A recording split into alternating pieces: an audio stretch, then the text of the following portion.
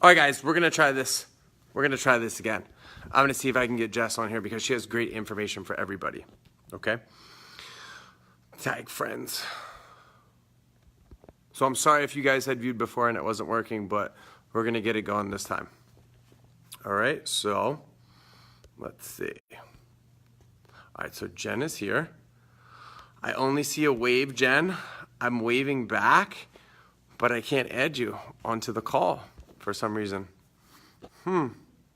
Comment again. Maybe I can add you now. I can do one of those things to bring you on the camera.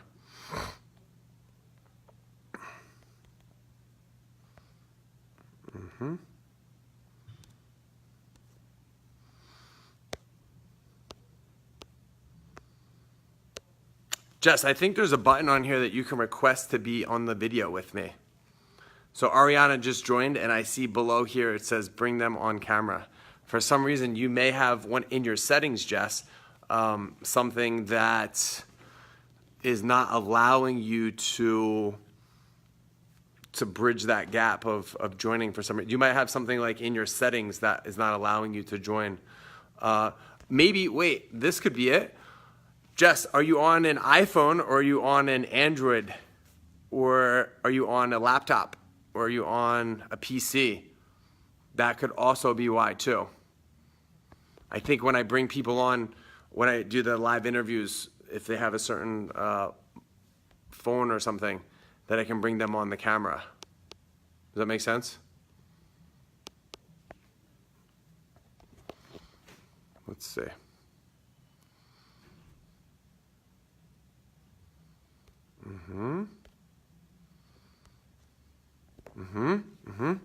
Dave, thanks for joining.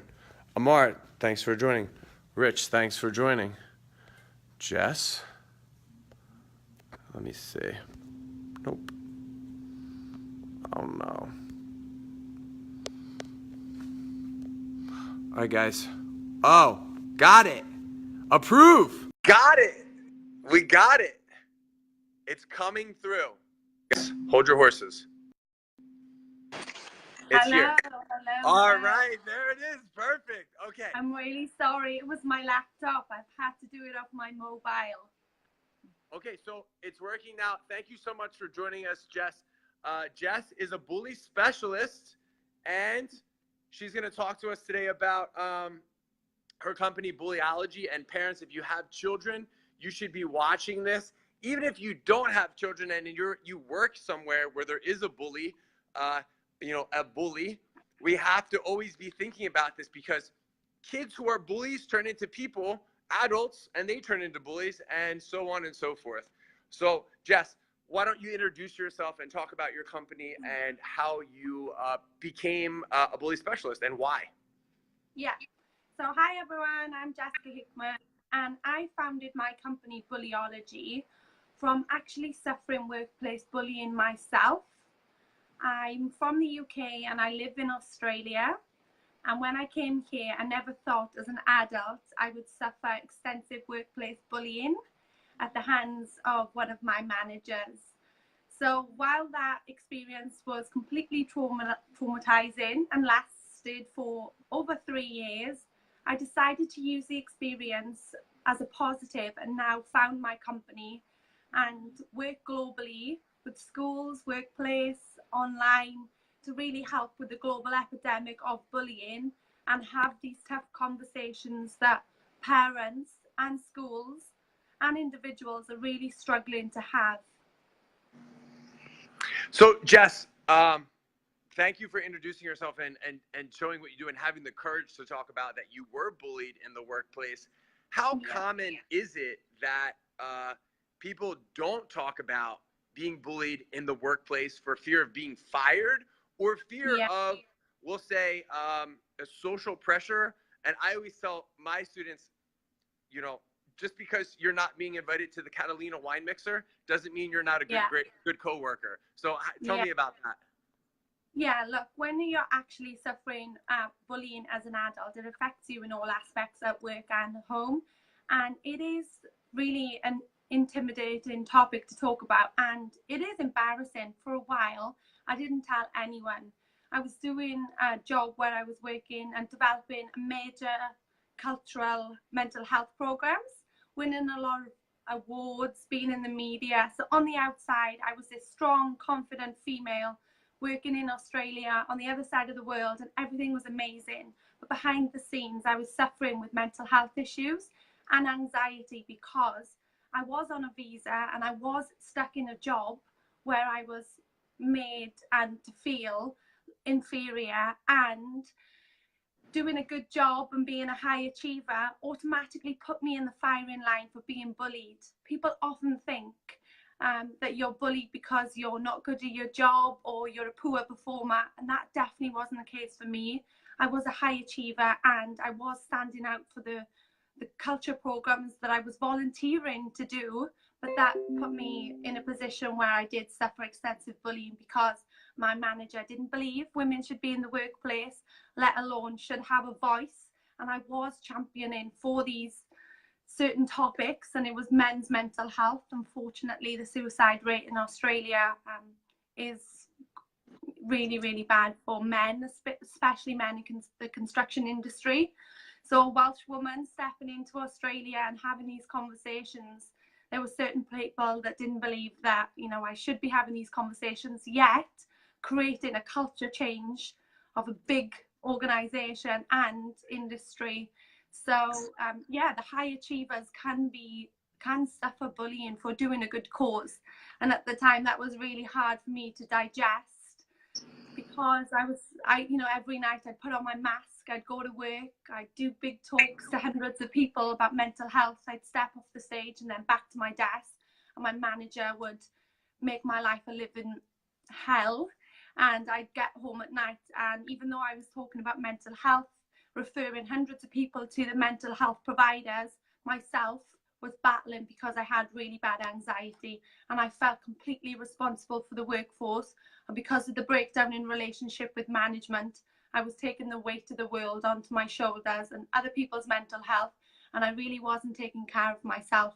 So behind the scenes, I was masking toxic leadership and just battling for other people. And I made the decision early on to stay, for one, to get my visa, and for two, I was frightened if I left, someone I care about would lose their life to suicide. So I put my own happiness aside and I stayed in this toxic environment for over 3.5 years, until last year I ended up collapsing at work, where I was taken to hospital, and it was a mixture of, I thought my appendix had ruptured, so it was a physical. Wow. But in the end, it turns out that it was extreme burnout and anxiety attack, where I'd been putting my own health aside to serve the people. And yeah, that was a turning point for me, where I thought I can no longer help other people without helping myself. And especially a company where I'd reported the bullying 32 times to upper management, and due to a long string of failed management, it was not dealt with, and we lost a lot of good people. And every time we lost a person or someone was bullied, it was traumatizing me even more as the culture coordinator and the mental health coordinator. And it was just a point for me where I just said, no more, I need to get out of this place before I lose myself and my mind. And of all the places for, you know, the bullying to be happening, is happening at the mental health facility that you're working at to help people with suicidal tendencies. It's kind of like a contradiction, right? Like, well, it was actually an oil and gas plant in Australia, so a large construction facility. But the suicide rate in that industry was and is massive.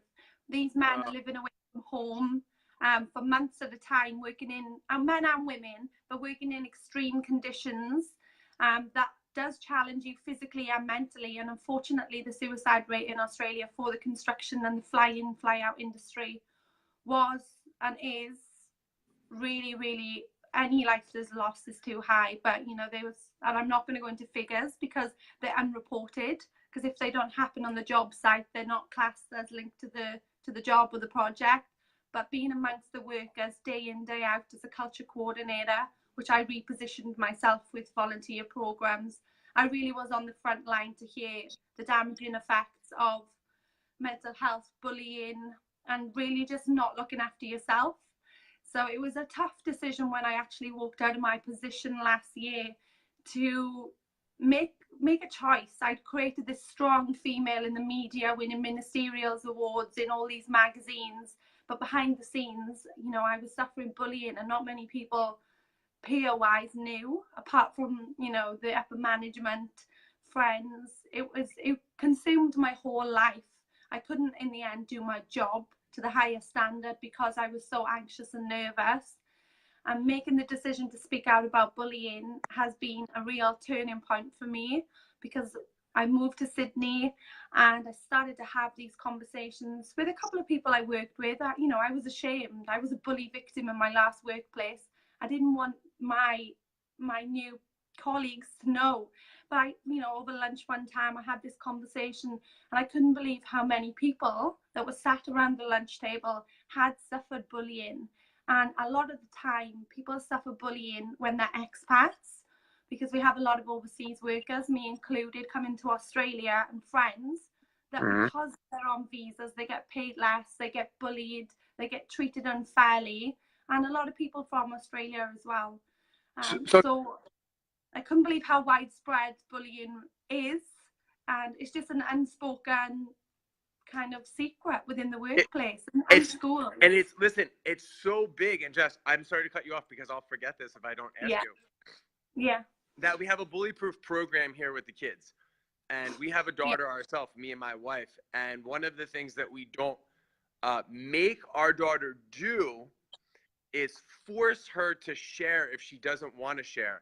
And the reason is, and maybe you can help us out with this, or something that you've noticed in the workplace is, if you learn as a kid that being bullied is okay, then you will turn into an adult that takes quote unquote SHIT from other people and think that this is normal and not stick up for yourself. So our program teaches kids how to be empowered through their choices and their words, and physical if they have to. So talk about how a child can be bullied, and that turns into kind of this situation later on in life. Yeah. I think a lot of things that I've seen from working with organisations and schools is not to let children know if they are bullied. It is nothing to be ashamed of. We really do need to speak up. And it's often, like I said, the high achiever or the intelligent kids, or the kids that are a little bit different, or the new kids. And if it isn't actually dealt with, it causes a lot of mental health issues with kids. What we're seeing now is you can have PTSD, which of course is as traumatizing as returning back from the war. So people that I deal with, young people and adults that I speak to daily, are suffering PTSD, where they are unable to go out in social environments because they've been target of bullying. So I think really addressing it with kids, and advice to parents would be not just to tell the kids that it's okay, ignore it, it'll go away. You really need to face the bullying head on and educate the kids. And bystanders, this is a massive one for kids in the classroom and workplace. A lot of my colleagues knew that the bullying was going on, and they wanted to just sit back and be bystanders, because if it's not happening to me, you know, this is my livelihood, this is my job. And often kids in the classroom see this bullying and ignore it because they don't want to become targets of bullying.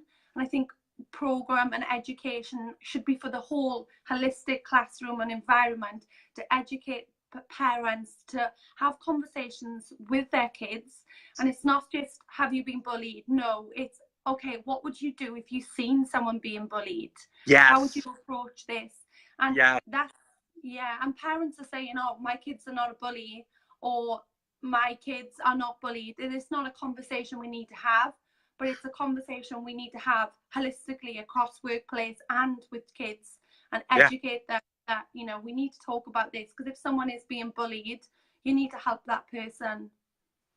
Jess, 100%. Now, that brings me to my next point, because you brought up a really good point, that a parent will think, well, my kid's tough and they don't need to learn how to, to be bully proof because they don't get bullied. When in reality, they mentally might get bullied. They might be physically tough, but mentally they get bullied and they're so scared that they don't tell anybody because they haven't taken, like you said, the proper steps to know what to do. And Jess, I had one parent tell me one time, you know, she said, I think that this whole bully-proof thing is a scare tactic for parents. So if you're a specialist in being a bully-proof in all walks of life, can you elaborate on that, where you know, a parent thinks that this is a scare tactic when in reality it's not, because it's happening worldwide. You're on the other side of the world, and kids are committing suicide now, more now than ever, because of this issue. Yeah, look, the conversation with parents is a tough one because no parent wants to admit that their child is a bully. And these conversations are challenging conversations to have with parents about a scare tactic. And I'll share with you some work that we're doing at the moment, and it's with cyberbullying. Okay. What is it with? So, what kind of bullying? It's with cyberbullying. Cyberbullying. Okay, so there's another part of bullying that wasn't around maybe when me and you were really young, but now it's in your face. Yeah. And this is a really tough conversation for parents, because when parents were having this education at schools, technology wasn't around like it is today. And we met each other in America, in Vegas. And there I was, as you know, I was there to promote our new platform, Starshell Student, which is an anti-bullying platform that really educates the parents and youths in real-time education. So the conversations we've been having at the moment with parents is, my child doesn't bully at school, or my child isn't a bully online. So what this platform really does is protects and educates youth in real-time education on what is bullying, what's not bullying, and it collects data for parents to see what kind of messages their young people are receiving and what kind of messages they're sending out. So it becomes a kind of safety net without the big brothers watching, okay, like other products on the market are doing. So what we're doing at the moment in the US, UK, and here in Australia and Asia and multiple other countries, where it's really taken off in 6 months, because it helps the parents with education also. So the parents are saying, for example, that bullying isn't an issue with their young people, but I haven't got the stats in front of me, but the percentage of young people that don't actually report cyberbullying and abuse online because they're frightened their parents will take their device off them, right? But what we're finding, and unfortunately in Australia at the moment, there's a couple of young people that have lost their life due to cyberbullying. So we thought that our real issue and kind of target market was youth 14 plus, because you have to be 14 plus to go on the Instagram, the Twitter, and have a social media account. But due to the recent studies and unfortunately the loss of lives, you know, the kids are getting online younger and younger, 10, 11, you know, you just put a different date of birth in.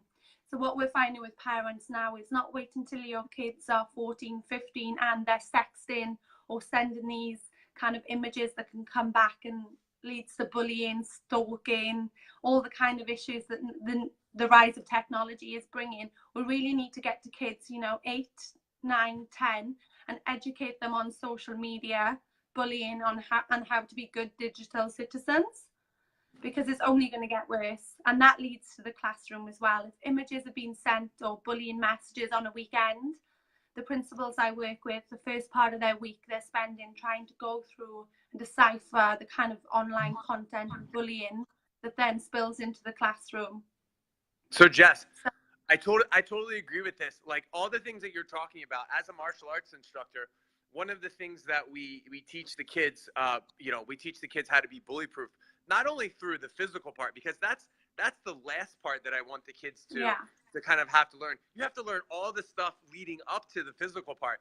Listen, if some kid is bullying you and you pick him up and you slam him on his head and you're like, yeah, I got you, and the kid wasn't indeed bullying you, well, now you've assaulted somebody and maybe you're in trouble. So you have to verbally know how to talk to a bully. You also have to know how to, like you said, tell somebody that the situation is actually happening, because it could be hurting this kid mentally and not so much physically. Okay. So Jess, my question to you is, or my comment is, in martial arts, I always say, we're building your child's character through building confidence and showing them how to use life skills. And this will help this bully situation because, correct me if I'm wrong, Jess, kids who don't have self-confidence are easier targets to be bullied than kids who are self-confident. Often bullied. I'll just say that while I know you're martial arts, I wouldn't agree. I wouldn't put in my programs about violence or physical violence as such. Obviously, we have different approach there. Of course. But yeah, look, obviously with me, it would be a non-physical approach first, or which is ours. Our approach is non-physical first. Yeah. So what was the question there? Did you say sorry? The question was, if a child is growing up and the child does not have confidence in him or herself in any way, shape, or form, the bullies know that and they can like smell it. It's almost like you know, in nature, these bullies know like when a kid, and the reason that possibly the kid is unconfident is because the child hasn't had any character development things in his or her life that have given them confidence. Yeah, but the good thing to tell, you know, there's different personalities in the classroom, the workplace, and throughout life. Quiet people can be a target of bullying. Bullies are often the loud, audacious, confident people. But what we're finding is the reason why bullies become bullies is they're lacking self-confidence and self-esteem. They're often putting up this confident front when they've got stuff going on at home. And when we actually work with bullies in schools and workplace, it's often what's going on at home. Why do you need to pick up another kid, punch another kid, kick another kid, and have this violent front?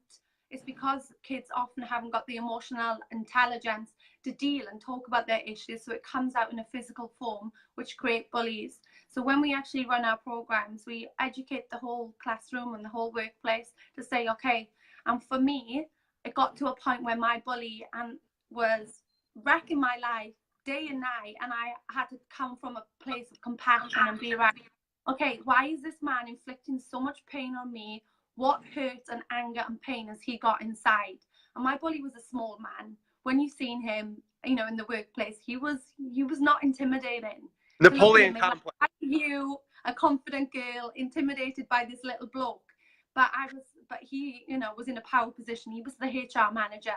He was like, if you don't do what he says, you're out the door, your visa's gone, you're deported. So this man inflicted pain. But I had to learn to come from, and that's where I talk about my holistic healing, my meditation, a lot of different practices that I now openly talk about to deal and overcome with bullying, and advise parents also.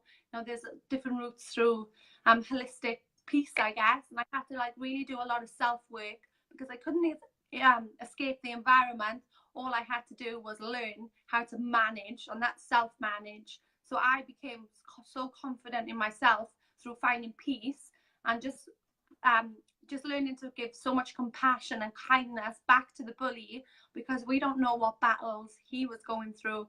And you know, he was a small guy. I guess he was really bullied all through school. And I just looked at the young boy and was like, you're inflicting this much pain on me, but I'm giving you nothing back apart from love, kindness, and compassion. And that's the way I had to change myself. So which is awesome. And kids, you know, if we can teach our kids to be resilient. I haven't got kids, but you know, martial arts teaches resilience to kids.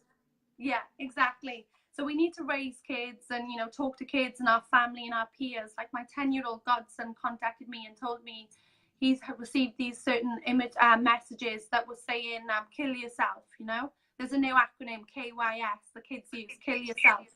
10 years old. So holy it's kind cow.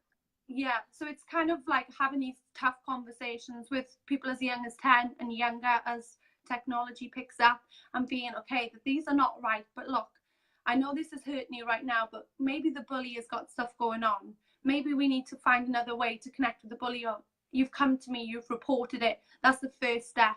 Yes. Kids are too scared to report it. So we just need to build resilience throughout our kids and really encourage them to, you know, have these conversations, I guess. And Jess, we do that in our program. We have I can't give you all like the complete steps. It will take for a while, but we do have that also where it's verbal, and then you have to go tell some adults about the situation, because that's how their situation's probably going to get resolved in the long run. But also, Jess, I love that you're speaking about the parents and the kids. And so I have a question for you. Yeah. If a child is bullying another child, what are the chances that the parent doesn't have any self-confidence and that the parent is showing the kid not exactly how to bully somebody else, but is doing it inside of the house, and the child is only doing what they're seeing the mom or dad do? So the child doesn't know any better because the child's only doing what mom or dad does. So if dad's like, hey, mom, meaning his wife, you're a complete moron. You can't do anything right. And he pushes her. Yeah. What does little Johnny grow up thinking? Okay, you're a moron. I have to push you. Yeah, look, I completely agree. Any behaviors kids display are learned behaviors. So what people see at home and become the norm, and from people that have come from domestically violent households, or where mum and dad speak to one another in a way that is not quite right, the kids just use that and it becomes the norm. And a question I always ask when I'm working with bullies, and have you got physical bullies that want to go around and bash all the kids at the school, is how many brothers have you got? Because if they're the smallest in the family, they're often fighting their way to the table. So everything at home is learned. So if the kids are bashing one another at school, it's often learned behavior at school, or where they've seen someone else in the family, or their brother, or their brother, or sister even, is the tough guy in the neighborhood, and that's what they do. The family have got a reputation or a name. We bash people, and it's very different. But the good thing, I guess, is that we are working together as a global community, and I am working with America, UK, and Australia, and whatever else, and I am going around spending time at schools. And I know that you guys as well have got a lot more issues with the guns at the moment, which we're working on. Putting gun recognition into our platforms, so we can actually detect when kids are sending pictures on guns in the platform, which I think is going to be a massive game changer. Good. I'm working with a couple of schools in Chicago at the moment. I remember you saying that. Yeah. The social issues are kind of bullying and online, but obviously the way bullying actually shows up in different places is very different at the moment, especially with guns being used. So it's pretty scary, but look, it's a big challenge, but something I'm willing to take on and work with people like yourself and partners worldwide to really come together and learn how we can actually get on top of this and have these difficult conversations. 100%. Jess, thanks so much for letting me interview you. And let's ask. Well, we're not going to ask questions because we'll have too many here. People will ask a million questions. I know you're short on time and you have stuff to do. So where can people find you and about what you do? And hopefully we'll get to meet when you come to America. Yeah, for sure. I can come by. Yeah, where are you? Awesome. New Jersey? Yeah, that's fine. I'm going back on a US tour October, November before heading to the UK. Perfect. And New Zealand. So look, I can come by and get my air miles up and have some fun. I would love to have you. Check out my website, which is bullyology.com. And if anyone is actually watching this on my news feed, I'll actually share the information.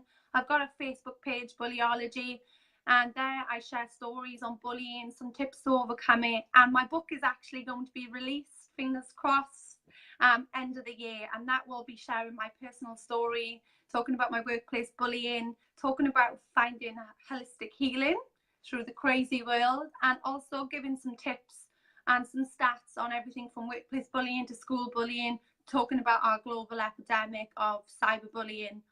So I'm really excited for that, and anyone on my Facebook page, I'll share you a copy of it. And thank you for the continued support. It is tough conversations. No one wants to be open and honest and talk about mental health issues. But look, opening up conversations around my mental health battle and talking about bullying has helped me connect to so many other people that on the outside were confident people, but behind the scenes suffering anxiety. So 100%. my inbox is always open. People talk to me. I applaud you for changing people's lives. As we do here, we transform. We transform your child's life to be a confident child turns into a confident adult. And you're doing the same thing. So I applaud you for that. Thank you so much for being on with us. And, no worries. Thank you so much. I really appreciate it. Thanks. Bye.